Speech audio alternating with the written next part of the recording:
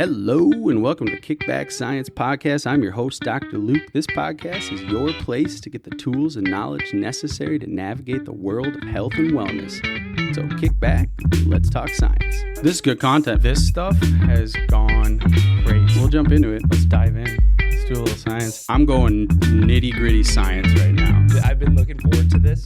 Kind of going on a little bit of a tangent. Oh yeah, that's right. I forgot about that. The information we discuss in this podcast is not meant to be taken as medical advice. It is simply informative. We're not affiliated with any organization or institution, just a few guys talking science and having fun. We never do it with them. It's like, I gotta time this up perfect. That was funny. I was like a little kid. What happened? I'm sleep deprived, dude. I don't know, dude. You're sleep deprived for a sleep podcast. Welcome back for part 2 of the Kickback Science Podcast on all things sleep. If you haven't tuned into part 1, give it a listen because we talk about sleep, what it is, how you sleep, what happens at different stages. We talk a little bit about different diseases. Reads Reddit finds. And this is part 2, where we're going to talk a little bit more about like what impacts sleep, like caffeine, alcohol, weed, turkey, different medications, and the impact that it has on sleep. And then also some more on how sleep impacts our physiology, like appetite, immune system, and more. So there's still so much to talk about because sleep is unbelievable. So I want to know about turkey right now. We're going to start her off the gates. I want to know about turkey. Why do you get sleepy from turkey? So you get sleepy after you have turkey, theoretically, because of this molecule in turkey called tryptophan. And tryptophan in high concentrations can cause you to feel tired. And the thing is, though, is you actually don't get the amount of tryptophan that would induce sleepiness from turkey. It's more of like everything you just ate a large meal. Yeah. Okay. So it came from like the mechanism of like, oh, turkey has a lot of tryptophan in it. And tryptophan is just an amino acid that's in a lot of other foods too. Take a nap after Thanksgiving dinner. Yeah. So it's like, all right, you get sleepy because you ate a shit ton of food. Theoretically, like if you ate like a wagon full of turkey, you might get so much trip. What if the people that have sleep issues, like falling asleep and stuff like that, where they take melatonin, what if you just crushed a bunch of turkey for sleep?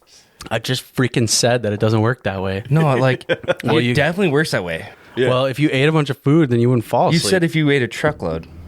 Yeah, that's true. I lied. You're not. It's not going to help you. Just eat everything in your path, and you will take a nap. No, because what happens when you eat is your metabolic rate stays so high, your body temperature stays so high, and then you can't even fall asleep. So that's why food, like if you eat a big meal before bed, you're screwed. You're not going to bed. And so like if you get home really late from work or whatever, and you have to go to sleep because you got to wake up early the next day, don't eat a huge meal. Like if you're starving, like get a bunch of protein in to fill yourself up, and try not to have like a huge, like large calorie meal that your body's gonna have to break down for so long because then metabolic. What's the time frame that you should have a large meal before going to bed? Like, would it be 4 hours? No, right around 2 to 3 hours. Oh, okay. Is when you definitely shouldn't. I mean, 3 hours is a good rule of thumb. Like, don't have a huge meal within 3 hours of bed. Okay. That 3 hours gives your body enough time to begin that metabolic process and allow your body temperature to be brought back down. But small snacks or like protein snacks is okay. Those aren't going to have as much of an influence. Okay. Thanks for telling me about turkey. Yeah, you're welcome. Thank you. Happy Thanksgiving. All right, let's move on. Let's go into sleep disorders. My family, we have sleep apnea. That's just a thing in my family. But like, go over that one and all the other sleep disorders that people run into. Yeah. So sleep apnea, we can start with. There's a couple different types of sleep apnea. So the most common type of sleep apnea actually has to do with the inability to maintain an open airway when you're sleeping. And so your airway will close off and cause you to you can't breathe essentially, and that'll wake you up. Now, a Was that kind of that gasp you would hear? People like, yeah, people like lose their breath and it wakes them up. And the reason it's such a problem is because it messes up your sleep so much. I talked about like sleep fragmentation and what that does for Alzheimer's disease. There's also a study on sleep fragmentation and atherosclerosis. Sleep fragmentation and atherosclerosis. I can't say that freaking word. Cardiovascular disease. And looking at like people who wake up more frequently, and there's this clear association between poor cardiovascular health and so it's not just like the duration of sleep, but the continuity of sleep plays a role here. There's a thing called sleep efficiency. So when you fall asleep, are you staying asleep throughout the night? And you want to shoot for 85% or higher in sleep efficiency. Having lower than 85%, especially lower than 80%, is an indication of too much of this sleep fragmentation. You're waking up too much. And you can calculate that by like, how much time are you in bed and how much time do you actually spend asleep once you fall asleep? And then you can calculate the percentage. You can do that with like smartwatches or other things like that. And we should come back to tracking. Oh, yeah, that's a good idea. We'll circle back. Is sleepwalking considered being awake? Sleepwalking is really interesting. No, you're not awake. You're in this stage of REM sleep. But remember how I was talking about like REM sleep is essentially like you being awake? Like the signals in your brain are firing just like you're awake. Well, there's this area of your brain called the thalamus that relays all these signals to your brain to the rest of the body. Now, the thalamus kind of like just hushes when you're sleeping. So it's like, okay, I'm getting these signals, but I'm not actually going to execute them. I'm not going to like contract my biceps, or like you were saying, like you're running away. Like you're not going to actually run. Well, there are these sleep disorders where people straight into a wall. Yeah. There are these disorders where people act out dreams and will sleepwalk and all this. Well, that's because that thalamus hasn't been shut off. And so like you're literally like having this real life REM sleep dream stuff like play out and you're acting that out. Isn't that? Yeah, it's fascinating. Cool. But back to sleep apnea. So you're messing up sleep efficiency here. And so people end up being at such a risk of all these conditions down the road, like Alzheimer's, like cardiovascular disease, like metabolic disease, because their sleep is so shitty. And that's usually due to the inability to maintain that open airway throughout sleep.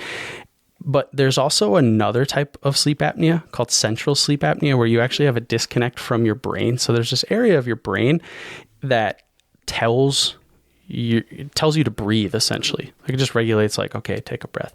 Well, there's a type of sleep apnea where that part of your brain is actually impaired and it just doesn't signal you to breathe. So you're like sleeping and you just stop breathing, but it actually comes from your brain.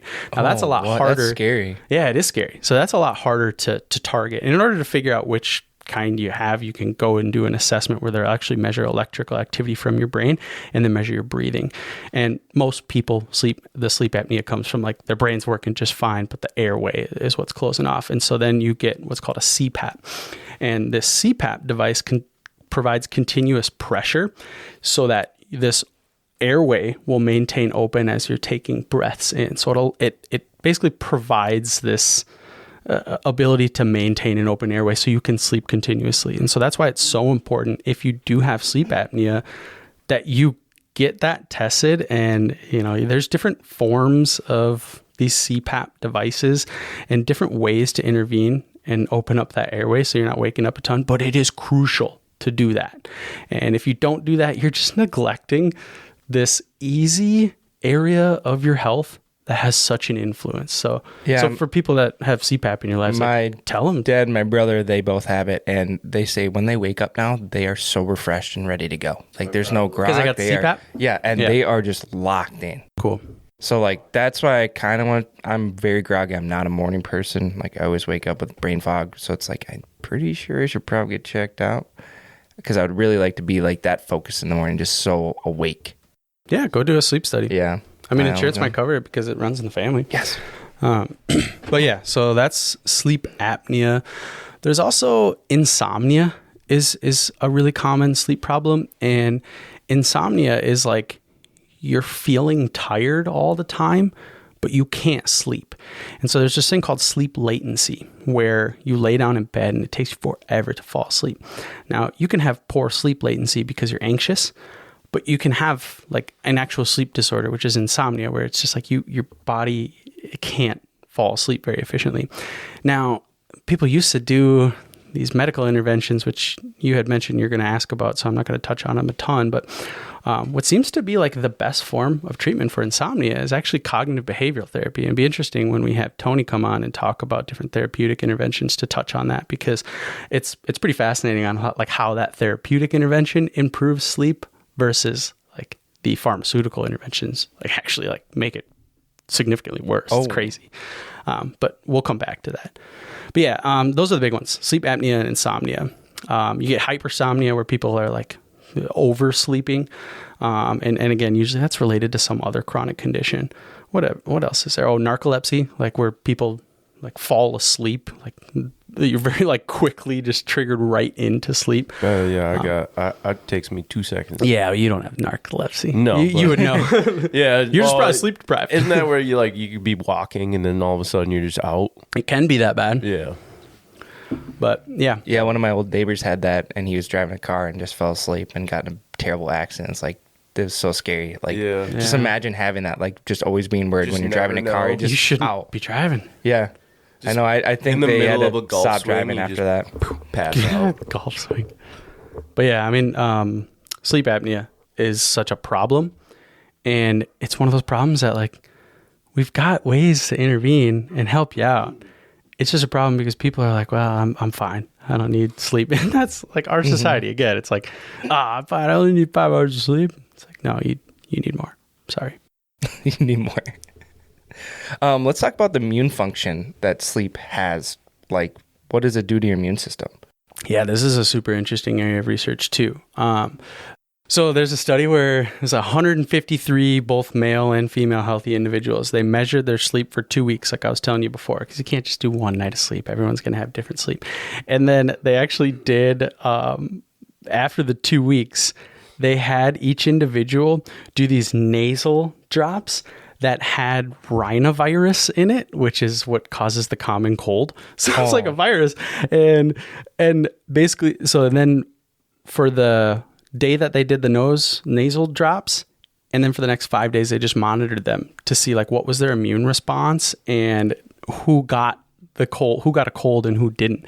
And it was crazy. Like there was a huge increase in the participants that got a cold if they slept less than 7 hours. So they grouped them. It was like people that slept 7 to 9 hours were able to fight that cold off versus people who slept less than 7 hours got the cold. And there's more research into this of like, okay, what is going on? Like, is our immune system impacted by how much we sleep? And there's a cool study of 1 night of poor sleep. So it was 4 hours of sleep that they had these individuals do, resulted in a 70% reduction in the amount of NK cells. These are what are called your natural killer cells. They're part of your immune system that fights off a variety of pathogens, but they're really good at like detecting cancer. So cancer cells, they have this ability to kind of like hide under this invisible cloak and pretend like they're just a healthy cell. Well, those natural killer cells are the ones that are like checking tickets on every cell and are like people at Costco. Yeah, they're like the Costco folks that are like all right, checking and making sure you actually belong in the body. And they're like, wait a minute, this is a fake ID. You're cancer, and they kill you. Bouncer, yeah. Well, just 1 night of poor sleep resulted in a 70% reduction in these natural killer cells. And that's just 1 night. And I should mention, your body is producing cancer cells constantly. Like it's happening all the time. And that shouldn't like be like, oh shit, I'm going to get cancer. Yeah. It's very, I saw right your face. Yeah. So it's very natural. You think of how complex, and I can't go into the weeds. It's just going to be too much. All right. So I'll get you out. I'll get you out. So you think of how complex a cell is. And inside the nucleus, you got the DNA, you got all these different genes. Well, in order to divide, a cell has to duplicate every single component within it. You know, that's like billions of copies of different genes and different components of your DNA that have to duplicate. It's bound to mess up, right? Yeah. And when it messes up, it causes a mutation in those genes. So since that's so common that the cell messes up. We have all these processes that make sure things go smoothly, but it's common for things to mess up. And so those natural killer cells are like, oh, you're one of those messed up cells. Let's get you out of here, right? At the ticket window at Costco. But if you don't You're not have a member. if your immune system is impaired, there's no one at the ticket window. Anyone can walk into Costco at that point. And so this was just a study showing like one night of bad sleep dropped NK cells 70%. Ooh. And then there's another study with 50,000 women showing that if you sleep less than 5 hours, you're a 70% increased risk of developing pneumonia. And so it's very clear that your immune system is impacted by sleep. And so if you're sleeping better, you're at a decreased risk of infection, developing any sort of infection, bacteria, virus, fungal infection, because you're basically just like enhancing your immune system. I mentioned how in deep sleep, you've got this improvement in immune function. And if you don't allow that to happen, you're screwed. You're going to get sick more often. And that's why if you like go through a period of not sleeping well, you get sick. And it's because you're exposed to the same pathogens. I woke up with a sore throat today. Got 4 hours of sleep last night. Well, that adds up. Checks out. You probably didn't just like get an infection overnight. You're probably just like, you didn't sleep and you feel like crap type thing. That too. But if it gets worse and worse, you very well could have gotten an infection. But yeah, so like improving sleep enhances immune function. And that's why like when you're sick, your body like forces you to sleep. You get all tired and you sleep more and more. Well, the reason is it's like, whoa, we got to fight this off. The best way to boost immune function and clear out this pathogen is just like go comatose. Rest.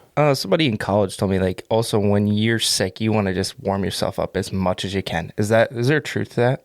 So, because like I throw a bunch of blankets, I get like sweaty and stuff. Like I just trying to boost my white blood cell count. Should I be doing that or should I not be doing that? Well, I mean, your body does it just fine.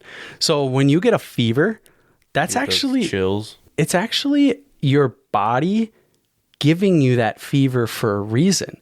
Your immune system will detect a bacteria or a virus. And a good way to kill off those bacteria is to make it so they're not comfortable.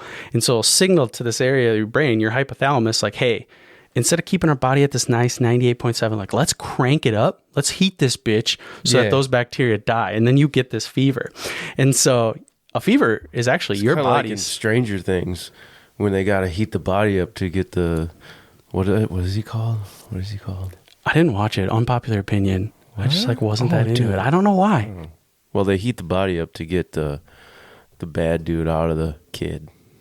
I can't. Oh yeah, see there you go. That's a perfect analogy of like he's not comfortable whatever he was doing, and I don't know, but yeah, heat it up, get him out of there. He liked it cold. They put him in a bathtub, and he was like, "Yeah, no, it's too hot." Well, that's what your body's doing with the fever. Yeah, it raises the temperature. Yeah, like that's a good analogy. Now, thank you. Yeah, I wish it was Game of Thrones, but it's not. But whatever. Vecna. I had to look it up. I was going to sit here the whole time thinking about it, and I wouldn't have thought about anything else. I thought this was another question. Developing, I was like, Vecna, I've never heard of this. Yeah, can you explain Vecna? Yeah, I was like, sleep disorders? Definitely can't. But yeah, so that's like, if you're trying to like warm yourself up, your body's doing just fine. And that's actually why, like, when people take these like fever reducing medications, you're prolonging the amount of time you're sick. You feel a little bit better because you kind of feel icky when you have a fever, and it feels uncomfortable. Mm-hmm. But it's your body's response to fighting the infection. So when you take fever reducing medications, you're actually prolonging the amount of time it takes your body to fight off that infection. We do that with our kids all the time, like Tylenol. That because they're like so the uncomfortable. Doctors prescribe that. I give that to them because if they get to 104 for so long, it's bad news bears. Yeah. But they're not going to like just your kid's not going to die of a fever. Yeah. It's the reason that you take these medications is because of the discomfort that fever provides. And so like for your kids, like you don't want them because it helps. Yeah. You take you take anything to reduce your fever and you feel better. Yeah. It's just your symptoms. But if you're an adult, you're prolonging that power through it. Yeah. Just power through it. You'll get rid of it quicker. Okay. Perfect. It's like when you break your fever, you sweat like crazy. Yeah. And then the infections taken care of at that point. Yeah.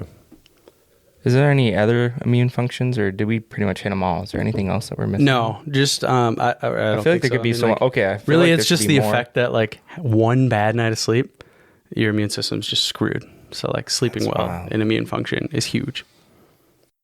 Can we talk about the effects of booze and marijuana have on your sleep? Yeah. So alcohol specifically brought up a little bit in part 1 in terms of like it impairs REM sleep. You're still able to get deep sleep when you have alcohol, but you get impaired REM sleep. Also, alcohol inhibits this hormone that reabsorbs water into your bloodstream, antidiuretic hormone or vasopressin. And so you pee a lot more. And so when you go to bed after drinking, you're waking up a lot more frequently to pee. And that's because your body's not reabsorbing a lot of that water. And that's one of the reasons, you're pretty dehydrated afterwards too, because you're usually, your kidney will take everything, filter it, and then reabsorb what it needs. But alcohol inhibits that ability. So 1, you're not getting a lot of REM sleep. 2, you're waking up to piss a bunch because of the alcohol. And so you're not sleeping as well that way anyway, either. And it does like help you fall asleep. So it's a like sedative. It's what we call like a GABA agonist. It's a downer. Like A you depressant. Yeah, a depressant. It does like help you fall asleep. And so that's why like a lot of people are like, oh yeah, like if I drink, I sleep so much better. And that's the people that have that thought process are people that have this high sleep latency, like they have a hard time falling asleep. Yeah. But the reality is your sleep structure is horrible. You're not getting restorative sleep, and you're waking up so much more frequently throughout the night. So it's like it's doing you so much worse than it is good. So like, and this is true for like a beer. People are like, oh yeah, take a beer, or like I have a beer and it helps me sleep. It's like no, there's not any data to support that any volume of alcohol has any benefit on anything. Oh, wow. What about like my heart? Like sometimes when I was younger, I would get after it and I would sleep with my heart rate monitor and it would like go off and be like, your heart rate is going, like I would look at my heart rate while I was sleeping. And when I drank, it would elevate.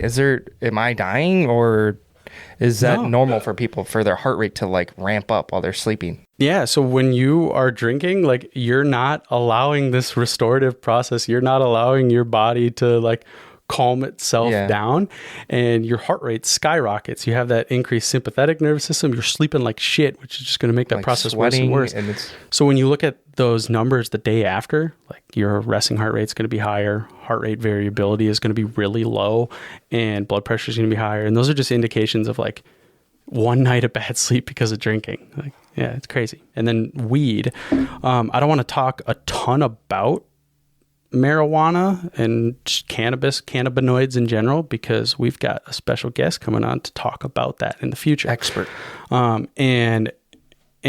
when you look into the research, like there's limited research in this industry because it's not federally approved. It's hard to get funding, but the data that do exist are pretty clear in terms of like THC seems to also have this impairment in REM sleep like alcohol does.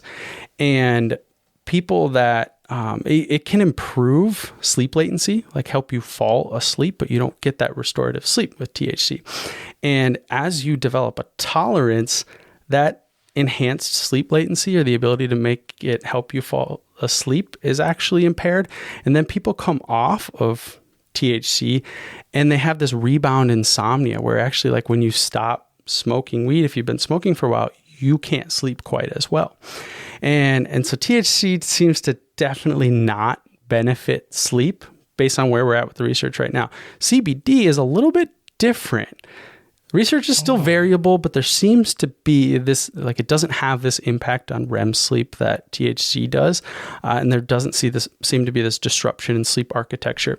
But our special guest actually did have sleep as a component of their research with cannabinoids. So we'll talk more with them about it. But yeah, based on like the available data that I'm aware of, THC seems to be no bueno, and CBD. Yeah, that's weird because we don't know yet. Heard a lot of people, they take it to go to sleep, kind of like a melatonin, and they just stay asleep. I mean, you're not waking up like you would with alcohol where you'd have to go to the bathroom and you just sleep through. But a lot of people also wake up groggy and stuff like that. But it disrupts sleep architecture. Yeah, right? Exactly. So you waking up a little bit Yeah, and I've feeling had not like as a restored. little THC gummy before bed, and I will sleep very hard, but I wake up and I'm groggy. Yeah. Very much noticeably groggier than I would be off a normal night's sleep.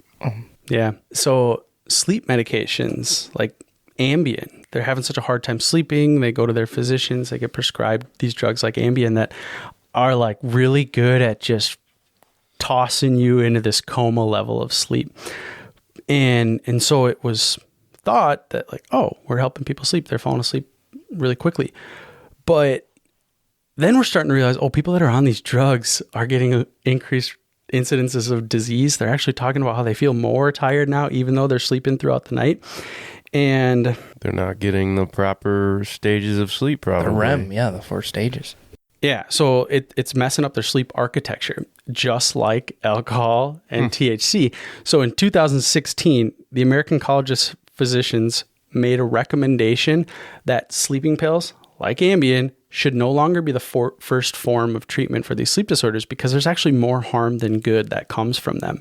And it's because you can induce this coma and have people just pass out. But if they're not going through those different stages of sleep, they're missing out on that regenerative aspect of sleep. So they're actually getting a worse impact with subjo. What about melatonin? Yeah, I love that this is where we're headed next. Yeah. So melatonin is, again, for anyone who hasn't listened to part 1, go back and listen to that where we talk about the physiology of melatonin. In a reminder, I mean, it is this hormone that is naturally produced in the body to induce sleep pressure, it starts the process of falling asleep. And so when you take a melatonin supplement, it helps start that process and get you to sleep. Now, the problem with melatonin supplements is they're in such high doses. Your pineal gland, the area of your brain that makes melatonin, only makes about 300 nanograms of this hormone naturally. And the supplements we're taking are 5, sometimes 10 milligrams of melatonin.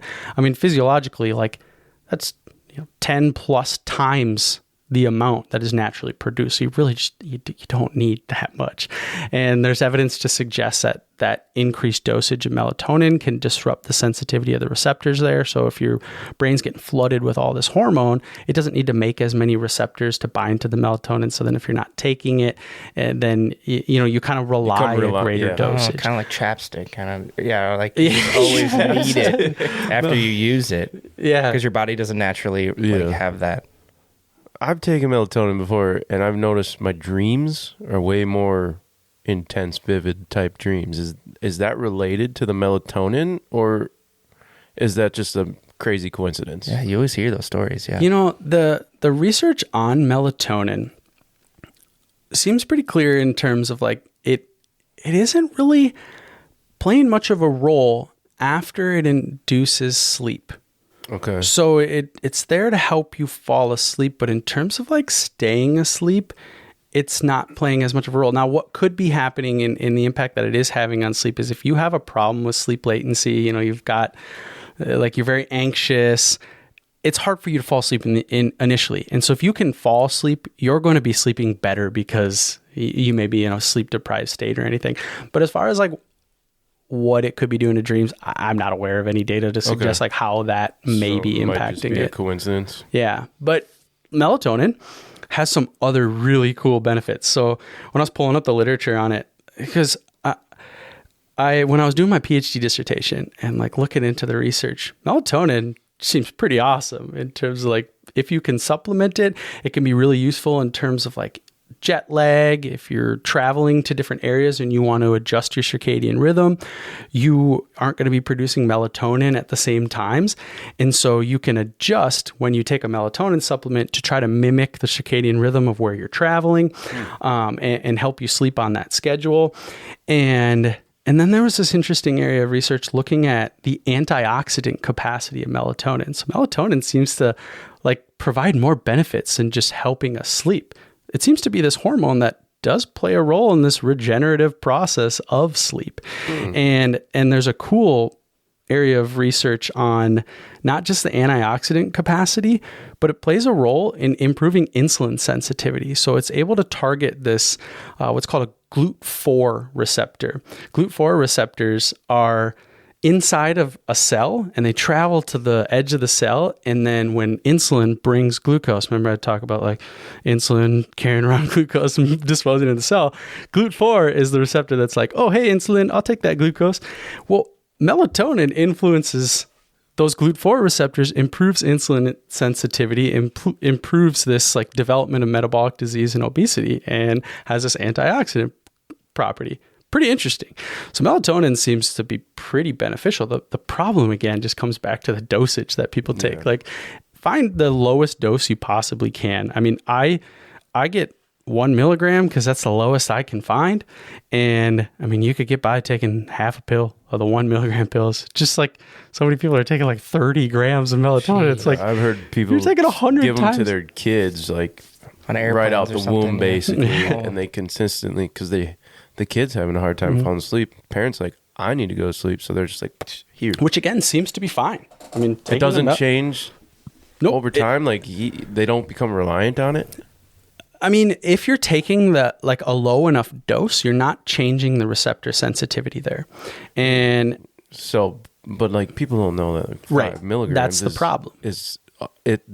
5 milligrams seems like a low dose to majority of people, and they're just like, yeah, there's also candy. Yeah, exactly. That's the thing is like, and the supplement industries are like, I just don't understand. Like, wouldn't it be cheaper for you to just make a lower dose? I don't know. But there is a study that like sampled different melatonin supplements available on the market and found that the amount of melatonin was anywhere from 80 to 470% different of what they actually claimed was in the supplement.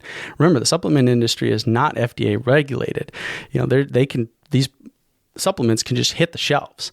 And so like the amount of melatonin that's in the product is very different. You want to make sure you have a an independent third-party tested product, so that, you know, like another independent company is verifying that what they say is in there is actually in there, because supplement companies can just do whatever the hell they want. It's the Wild West out there in that industry. But yeah, melatonin seems pretty awesome. I mean, and the thing with taking it is, if you do, like, always consult your physician, obviously, if you're going to be changing anything in terms of supplements or medications. But yeah, there's this interesting area of research of like taking it at a consistent time, helping regulate circadian rhythm, using it for jet lag and all that. And then this evolving area of research and like the other benefits that melatonin seems to provide. So this is a good case of less is more for melatonin. Yeah. Yeah. It's just like try to find the lowest dose you possibly can. I might try that. Again, I've still only seen a 1 milligram. I have heard of like the 300 nanogram. Just take half of 1 but milligram. I've just never found them. How about caffeine? When should you stop drinking caffeine before you go to sleep? Is it like a 4-hour thing? Because I know on like pre-workouts, they're like, do not take pre-workout 4 hours before you go to sleep. I mean, you got non-stim. Non-stim. You know. Caffeine's interesting because like there's research looking at people who take caffeine supplements. Like there's a paper of people having 200 milligrams of caffeine at 7 a.m. and that impacted their sleep later that night, like that early. And caffeine has such a high, what's called a half-life, in terms of like, it's an indication of how well your body can clear it. And it sticks around for quite a while, like anywhere from like 12 to 16 hours in your bloodstream. Oh. And is it per individual though? Like, does it change per person? Yep. Yeah, okay. It totally does. So like people metabolize caffeine at different rates, just like people metabolize I feel any like kind of caffeine fuel. Doesn't ever affect my sleep. I could have a Red Bull at 7 p.m. and go to bed at 9. Yeah, and you can definitely develop a tolerance to caffeine too. So for, you know, a good rule of thumb, like if you're just starting to try caffeine, it's the greatest. I freaking love caffeine. But there's something about having a cup of coffee on a deck overlooking a lake, and you just it's great. Nothing beats it. Just, I mean, like my thing is like I always try not to have caffeine after noon. I'm also in the same camp as you, Joe, where it's like I could probably like down an energy drink and take a nap. Yeah. Like it definitely helps me early on in the day. But I I still feel like I sleep well. I don't use a sleep tracking device. I used to, but for a variety of reasons, I just choose not to now. So like I haven't tracked my sleep in a number of years in terms of like my caffeine intake, but I was just rule of thumb is like limit caffeine after noon, because then it gives my body time to clear it out because it's still circulating around there 12 hours later. So it's really finding what works for you kind of thing. But caffeine's another area of research where it's like, it seems to be so healthy. The caffeine from coffee specifically, like it has its own antioxidant properties, and like coffee's extremely beneficial for your health. And so you don't want to like not have caffeine for the antioxidant properties. Some people just drink decaf for that reason. Decaf coffee still has those antioxidant properties without the caffeine. So if you're really sensitive and you still want to try to get the benefits of caffeine, decaf might be the way to go. How about when you wake up the next day and you're just so hungry, your appetite is changed after a bad night's sleep? Can you kind of go into that? I saw some people talk about that on Reddit. They're like, why am I so hungry? Or why do I eat differently the next day after poor sleep? Yeah. Sleep has this like pretty crazy impact on appetite. And it comes from like this process of our hormones when you're sleeping and getting your endocrine system more regulated. And it has an impact on leptin and ghrelin, which are the hormones. Like ghrelin makes you feel hungry, leptin makes you feel full. Now, one night of bad sleep disrupts this process, this sensitivity of leptin and that satiety influence. And so you don't feel full as easy. You tend to overeat from one bad night of sleep. There's also this area of research in what it does to the gut microbiome. And so a poor night of sleep can change the diversity in the gut microbiome. And if you haven't listened to the gut podcast, tune into that one where we talk about like how the diversity of your microbiome can actually influence the types of foods that you're craving. And so having a poor night of sleep can cause different cravings. And again, remember we've got this change in our sympathetic nervous system. Like we're much more, our sympathetic nervous system is more active. We are not restored at this point. I know your was money. We should save that. You crave worse foods and you have that influence on satiety. So then it's like you don't sleep well, you eat like shit, which causes you to sleep worse, and then you eat like shit, and you get another one of these spiraling like metabolic disease, obesity influencing causes just from not sleeping well. You got me wanting pizza rolls right now. Yeah, because you didn't sleep last night. Yeah. Oh, those do sound really good. You're hating on my sleep. You're hating on my sleep. No. So let's circle back to like sleep tracking mounters, like your Apple Watch or other things. Mounder? What is a mounder? A mounter. Monitors. Sleep tracking mounters. Mounters. Yeah. Sleep tracking devices. Should we be tracking our sleep, or like you don't track yours, you just kind of have that rule of thumb? I think it's useful. I think you should know how you're sleeping. Yeah. And now the thing with tracking devices is in order to like validate something, you got to compare it against the gold standard, which in this case is called polysomnography, where you can detect those brain waves. Again, listen to part 1 if you want to learn more about that. A lot of these tracking devices are very accurate when they're compared against polysomnography. They're accurate in what's called a 2-stage model of sleep, in terms of like, it's pretty good at telling you when you're asleep versus when you're awake. When you get into the different stages of sleep, they tend to be a little bit less accurate. But what is important to note is that they are pretty good at being customized to your sleep habits. And so if your device tells you you've got, an hour and 20 minutes of deep sleep one night, and then you see another night you've got 2 hours and 20 minutes of deep sleep. Now, the actual numbers there might not be entirely accurate, but you can see that the trend of like you had an increase in deep sleep, that will hold true in that tracking device. And so it is useful to see like, oh, certain days I have significantly less REM sleep or less deep sleep, and not focusing so much on the actual like value there, because again, it's a little less accurate, but noticing trends. Mine gets confused with being awake to REM. Would that be a possibility? I mean, because I definitely know I'm not awake. Yeah, the thing is how it like detects sleep and different stages of sleep are a variety of different vitals that you're giving it, like heart rate variability, heart rate. A lot of the new ones have body temperature now too. But also they have these built in what are called actigraphs. So there are 3 different axes of movement that these watches are detecting. So like moving whichever way. And movement is a huge factor. Like you're not moving when you're sleeping. So you could have like the vital signs indicating you're awake, but you're not moving at all. It's a useful way your watch can then estimate that you're in REM sleep. And so it shouldn't confuse like wakefulness with REM for you. All these devices are different in terms of accuracy. And you want to find one that's not like uncomfortably invasive for you to wear. Like one that seems to be the most accurate is the Oura ring, the one that actually goes around your ring finger. But some people don't like to wear it because it's kind of big and bulky. I messed around with that too. Whoop has some pretty awesome validation data with their product.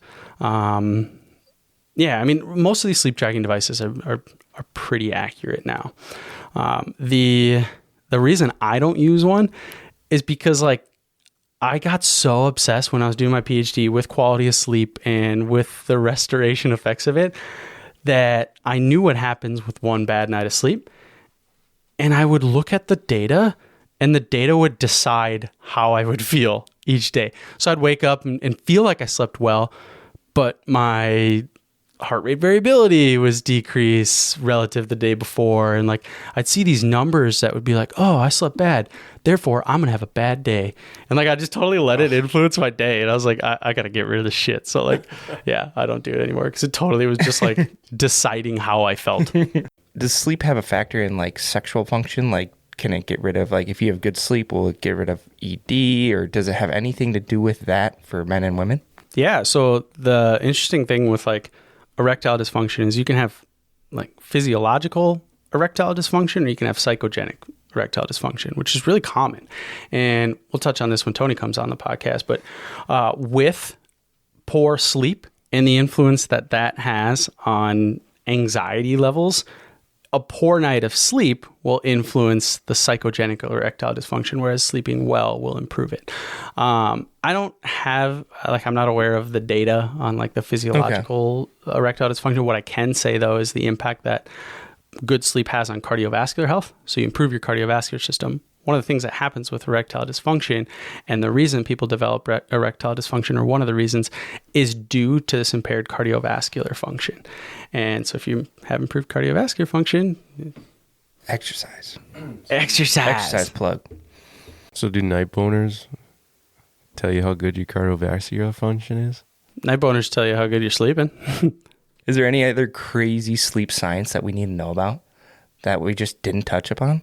Let's see. Shoot, crazy stuff. I feel like there's what so is much to kind sleep. of interesting is like you get into like what we started in part 1 talking about, and like night shift and all this stuff. Like there is so much research on how harmful shift work that disrupts circadian rhythm is, that in 2019 the World Health Organization declared night shift work as a probable carcinogen, in terms of like there is such an added risk of cancer and other chronic diseases that come from disrupting circadian rhythm that we've declared it a carcinogen at this point. And we're just uncovering the impacts that this has. And then you get into like in med school, like in residency, mainly residency. I mean, like residents are working at the hospital for, it used to be like there was no cap on weekly hours. Now they cap it at 80 hours per week. And the reason they did that is because of all these medical errors. 1 in 4 residents will make a medical error that's related to poor quality of sleep. 1 in 20 residents will kill a patient due to sleep deprivation. Damn. That is alarming. Wow. When you look at the amount of preventable mistakes that are performed in a healthcare setting, you could look at so many of them and be like, wow, if that person wasn't like at a 0.08 blood alcohol level of cognitive function because they're not sleeping, that probably wouldn't have happened. And then you've got these like surgeons that are working 24-hour shifts, and at hour 20 that they still haven't slept, they're going in to do this complex neurosurgery that involves like this crazy tactile function and cognitive function that it's like of course people are going to be making mistakes. So there's just group of research and like these lobbyists that were like, whoa, this is messed up. Like, we need to fix this. You shouldn't be able to work more than 24 hours, and you shouldn't be working more than 80 hours a week. So they switched to now that being a requirement. And then they looked back at the data and found that the medical errors were still happening because of the shift changes. So passing information and paperwork. So now you're getting medical errors that are related to not having continuity with the same doctor. So then the medical organization is like, see, it doesn't matter. We don't have to let them sleep. They're still making errors when they do sleep. And so it's like, that's not the point. You're killing these people. Like, yeah. What do you expect? I don't know. So that's crazy to me. And the research is so clear. And it baffles me how like we have like this very important profession of a physician and any other healthcare professional, like nurses that are working overnight, and nurses are doing way more work than the doctors 24/7, especially in these overnight shifts. And we're like depriving them of sleep and expecting them to take care of our lives. And then you get into, sorry, now I'm going on another tangent. You had to ask. Yeah, I did. So like in the hospital, I know we talked about this a long time ago, about circadian rhythm. And like when you go into the hospital, there's a lot of lights on, a lot of noise. People are coming in to check your pain level at like 2 a.m, then again at 4 a.m, waking you up. Well, remember when I just talked about the impact that sleep has on your immune system? Well, when you're in the hospital, no one's letting you sleep. You're not recovering from anything. Your hospital stays longer. You're going to get sicker. And so really what we should be doing when these patients are in the hospital is try to do whatever we can to not mess up their sleep. Like the least amount you need to do to help the patient. Mm-hmm. So like, for example, I was just on an overnight shift and like we're going to see patients and we're just doing it on our own convenience. Like when we have time to go see this patient, we're going in there. We could go in there and a nurse could be up there and be like, oh, we just saw them 10 minutes ago. Like they just went back to bed. But it's like, well, we have to go see them now. And so like you're just constantly waking them up because there's no communication. You know, you got like respiratory therapists going in, physical therapists going in, doctors, nurses, other people. Like no one's sleeping. They're never getting better. But yet sleep is something that isn't talked about. Like we brush on it in medical school, the importance of sleep. But like, and Matthew Walker, his group at UC Davis, he's like the pioneer of sleep research. He looked at the top 25 medical schools around the world and found that on average, these schools don't spend more than 2 hours in the whole 4-year curriculum covering sleep. But we know the impact that sleep has on other aspects. And it's like, it's just horrible. Yeah, I feel like sleep and nutrition are the two things that are really lack. Nutrition, exercise. And exercise, yeah. Missed that one too. How'd those three that things. one? I don't know. You're fired. Yeah. I know. Yeah, Fired. But yeah, that shift work shit is crazy. And then like, it's funny when you look at the statistics of something as simple as daylight savings, like in the fall, when we sleep an extra hour, so we sleep an extra hour in the fall. What happens is you get this 20% reduction in hospital admissions from like stroke related issues versus in the spring when you have people sleep 1 hour less, there's a 20% increase. I've heard of that too. Yeah. Yeah. How nuts is that? It's just from 1 hour.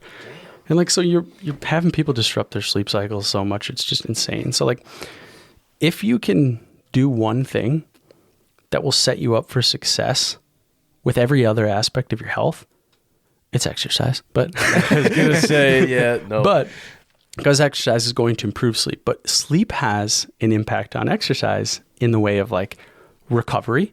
Mm-hmm. So if you're exercising, you need that recovery to be able to perform again, and also motivation. So when you don't sleep well, you aren't motivated to be active. And this is very clear in the data in terms of people who sleep poorly, and you looked at just activity level, how much they're moving the next day, significantly reduced. So you're not sleeping well, you're not going to be exercising. You're not exercising, you're making your sleep worse. And so you've got this combination plus that interaction of sleep and your appetite. So now your nutrition's impaired. So these things need to be intertwined together. A great place to start is get a good night of sleep tonight so you feel like going and doing a workout tomorrow. And then your appetite will be regulated through that naturally. You're going to sleep better because you just worked out, and then that cycle will go the opposite way. So start with just a good night of sleep. And if you can't sleep well, exercise. That will help you improve your sleep. And then everything else related to your health is going to take care of itself. Let your kids sleep. and do whatever you can to make sure your sleep improves. And that's like, there's this Matthew Walker's group does research on what's called a sleep divorce in terms of like couples. Like if you're sleeping together and you're not sleeping as well, you're more at risk of health defects. Also, we talked about REM sleep and emotional health. If you're not sleeping well, you're fighting more. You're fighting more, then that causes all these issues in your relationship. And so like he encourages this sleep divorce of like, if it's impacting your sleep, you should sleep separately. That will actually help maintain this relationship emotionally. And then they also measure intimacy, and people that like that sleep in separate beds are more sexually intimate. Their relationship is stronger. But this is if it impairs your sleep. If you're somebody who's like, you sleep in separate beds and you're like, oh, I don't sleep as well because I'm not with my spouse or significant other, then you do the opposite. But normalizing that, making sure your kids sleep, find a school that your kids can start a little bit later. Having kids sleep with you as adults also is an issue because one, you're disrupting their sleep. They're disrupting your sleep. Oh, and yeah. I've noticed that can you too. parent? Macy slept with us once, and it was the worst sleep I've ever gotten. She was just like smacking me the whole time. And yeah, we could have put a kibosh to that real quick. Yeah. What about sound machines? We were talking about kids. Like, do sound machines, are they effective or should we not be using them? Yeah, there's a meta-analysis. I think this one was from Australia. in 2023. And they looked at, there's 17 different randomized controlled trials and looked at like different sound machine usages and like what it does to sleep. It seems pretty inconsistent. Like but what's clear is it's not disturbing your sleep. And so there's certain things that like if it disrupts your sleep, don't do it. And sound machines don't seem to be disrupting it. And like for me, like if it's really quiet, I can't stop thinking about the silence. Yeah, so same I can't here. sleep. So like I almost need a little bit of noise, like you said, to like drown out the sound. Yep. Turn But the old with the brain off. TV, the problem is like Get the that light. then is what your attention is focused on. So yeah, it's sound, but like you're also going to be focusing on words and things like that. If it's like a neutral sound, there are these like sound machines that are supposed to mimic brainwave activity at different stages of sleep and such. But yeah, I don't know.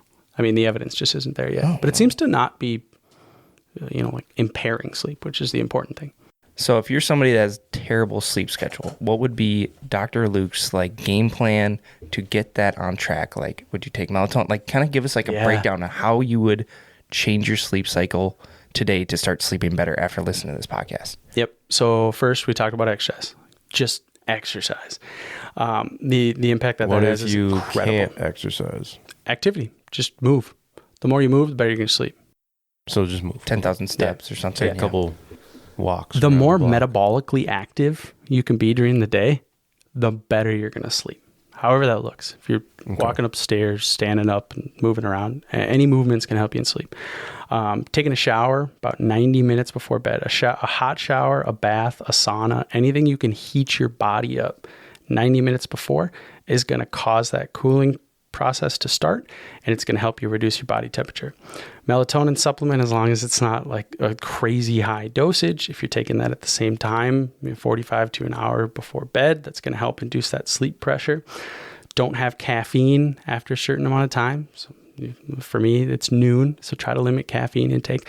Limit bright light exposure close to bed. So TVs, laptops, phones, any LED light. If you're really struggling with sleep and you got a bunch of LED lights, switch those out to a more like a warm, more on like the red spectrum of light so that you don't have that influence on melatonin. Use your bedroom only for sleep and sex, and don't look at the clock when you wake up. If you got a digital clock, like keep the clock faced away. There's plenty of research on this in terms of like letting people look at the clock and not letting people look at the clock. It's going to give you a lot more anxiety in terms of like you're not going to be able to fall asleep if you wake up and glance at the clock. Plugging your phone in outside of the bedroom is a huge thing because then you're not on your phone before bed. And then, you're not inclined to look at it in the middle of the night. Consistency. Go to bed and wake up at the same time. Give yourself 8 hours of sleep opportunity every night. So whether you sleep 8 hours or not is fine. Just make sure you give yourself the opportunity to do so. Don't eat a huge meal before bed. I got a lot, you guys. There's a lot of things you can do. Yeah, don't drink alcohol. Don't use certain prescription sleep medications. Eat turkey. Yeah, eat a bunch of turkey.